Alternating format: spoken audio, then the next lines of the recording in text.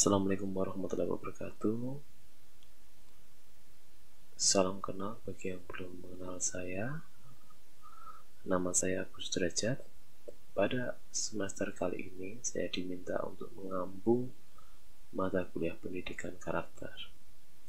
Sebelum kita memulai mata kuliah ini, kita akan melakukan kontrak kuliah di mana kita akan melaksanakan tatap muka sekitar maksimal 16 kali tatap muka secara daring, ya, di mana kita bisa menggunakan media Zoom meeting, Google Class, dan video ataupun yang lain. Nanti kita bisa membuat janji terlebih dahulu.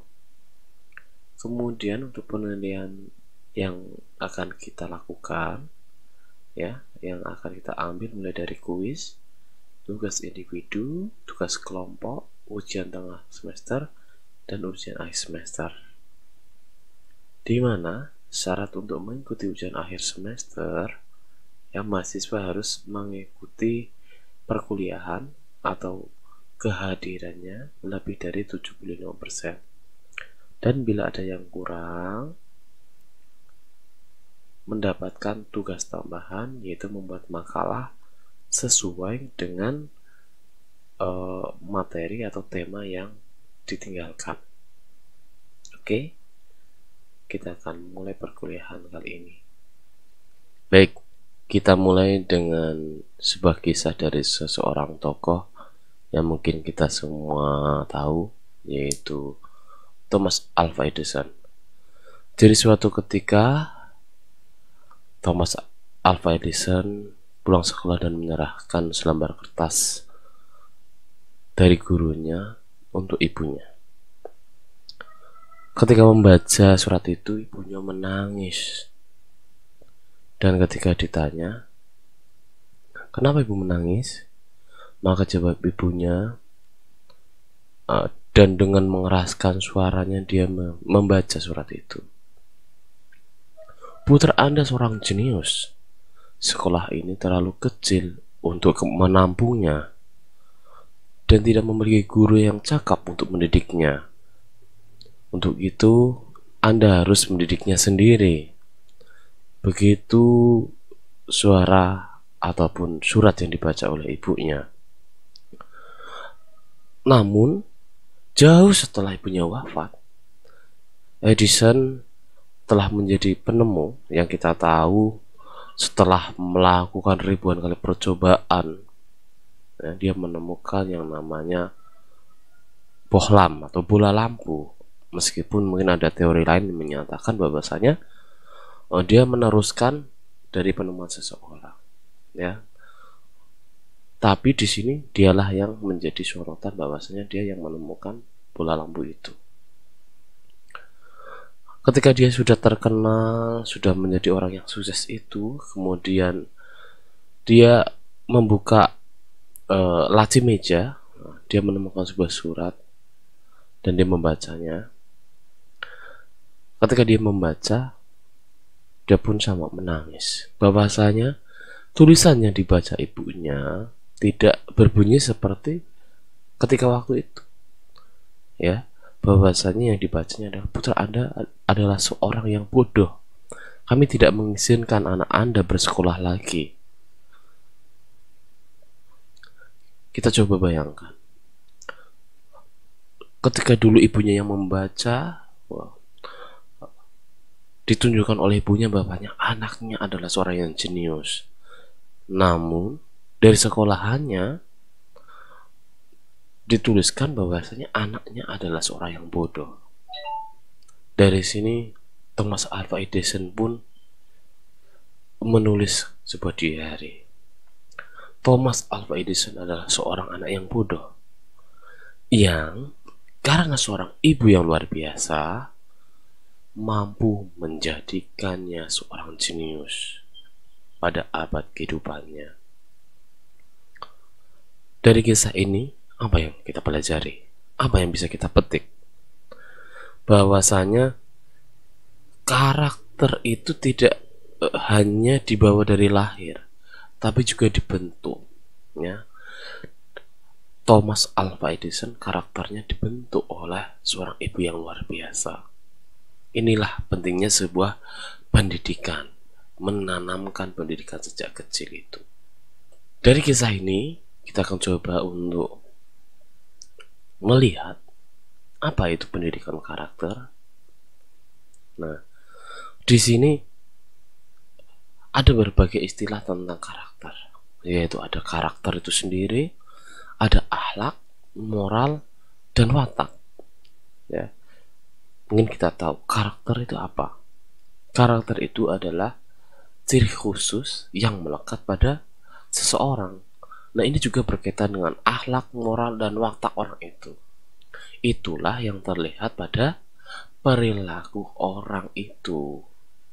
Jadi sebagai karakter, akhlak, moral, watak itu bisa kita lihat pada perilaku orang. Disinilah peran pendidikan, ya, mengubah atau menjaga perilaku itu agar menjadi perilaku yang baik.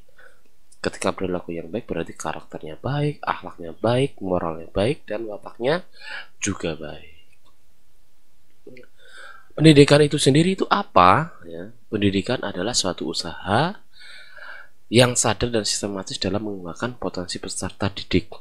Yang pada inti selanjutnya, pendidikan adalah proses pewarisan budaya dan karakter bangsa bagi generasi muda, dan juga proses pengembangan budaya dan karakter bangsa untuk peningkatan kualitas kehidupan masyarakat dan bangsa di masa depan. Nah, inilah menjadi hakikat pendidikan karakternya. Kemudian, apakah pendidikan kita telah memenuhi peranannya? Bila belum, maka harus berubah. Apanya yang berubah? Ini. Yang harus berubah adalah cara berpikirnya, tindakannya, kebiasaannya, penampilannya, keberhasilannya, nilai dan keyakinan, norma, interaksi dan komunikasi. Ya, kalau memang pendidikan itu belum bisa memenuhi peranannya. Jadi cara berpikir bagaimana agar pendidikan itu mampu memberikan karakter terbaik. Kemudian kapan semua ini bisa diberikan? Ya, yaitu pada setiap penyelenggaraan pendidikan, mulai dari anak usia dini hingga ke fase perkuliahan. Apakah itu juga berhenti? Nah, kita lihat. Hakikat pendidikan karakter adalah membentuk manusia secara utuh atau holistik yang berkarakter. Nah, yang berkarakter mengembangkan semua potensi secara seimbang, baik itu spiritual, kemudian emosional, intelektual, sosial, dan jasmani. Ya.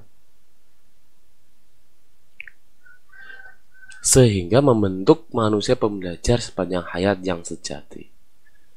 Ya. Hakikat ini untuk menjawab dari anggapan bahasanya pendidikan yang hanya memberi penekanan pada aspek akademik, ya, tidak mengembangkan aspek sosial, emosi, kreativitas, bahkan motorik. Jadi anak hanya disiapkan mendapatkan nilai bagus, namun tidak dilatih untuk bisa hidup. Karena sejatinya pendidikan karakter itu, ya, untuk mempersiapkan kehidupan anak di masa depan. Tujuan utamanya tentu, ya, untuk mewariskan tadi karakter kebangsaan.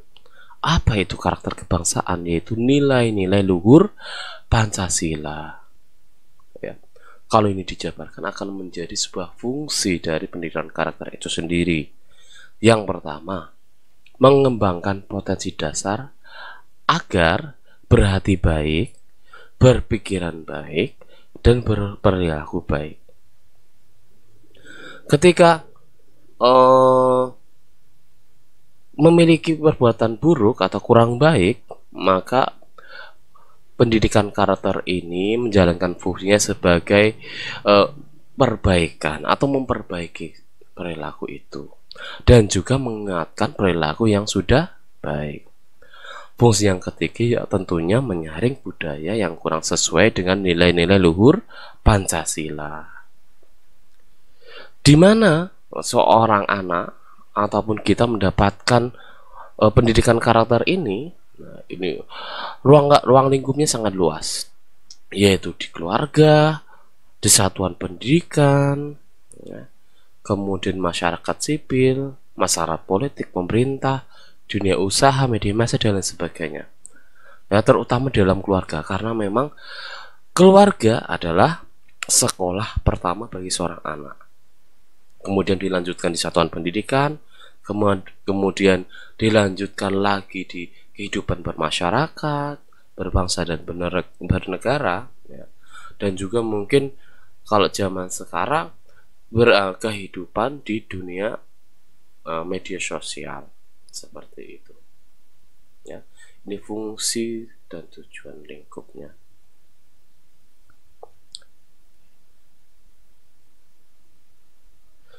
Ini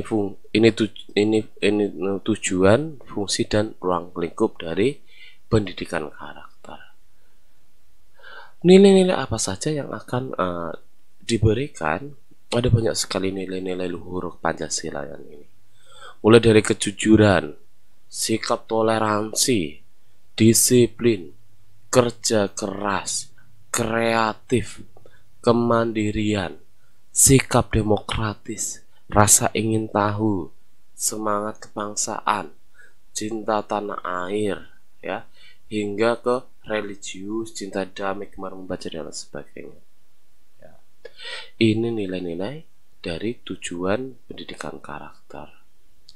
Nah, selain yang saya sebutkan tadi, tujuan pendidikan karakter juga tertuang dalam Peraturan Presiden Nomor 87 Tahun 2017 tentang penguatan pendidikan karakter.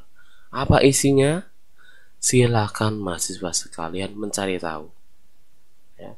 Mencari tahu, kemudian dikirimkan menjadi kuis pada pertemuan kali ini.